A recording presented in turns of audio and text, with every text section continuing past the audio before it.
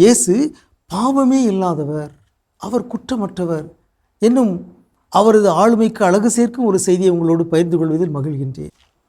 எபிரேயர் திருமடல் 4:15 நாம் வாசிக்கின்றோம், எல்லா வகையிலும் நம்மைப் போல சோதிக்கப்பட்டவர் எனினும் பாவம் செய்யாதவர் என்று எபிரேயர் திருமடல் இயேசுவை பாராட்டுகிறது. ஏன் இயேசுவே ஒரு நேரத்தில் மற்றவர்களிடம் கேள்வி கேட்டார். யோவான் 8:46 நாம் வாசிக்கின்றோம், என்னிடம் பாவம் உண்டு என்று உங்களுள் யாராவது என்மேல் குற்றம் சுமத்த முடியுமா என்று ஒரு நேர்மையாளர் தன்னுடைய நேர்மையை இங்கே வலியுறுத்தி காட்டுகிறார்.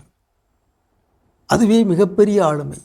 இயேசுவின் ஆளுமை சிறப்புகளில் இது உயர்ந்த சிகரமாக எழுந்து நிற்கிறது.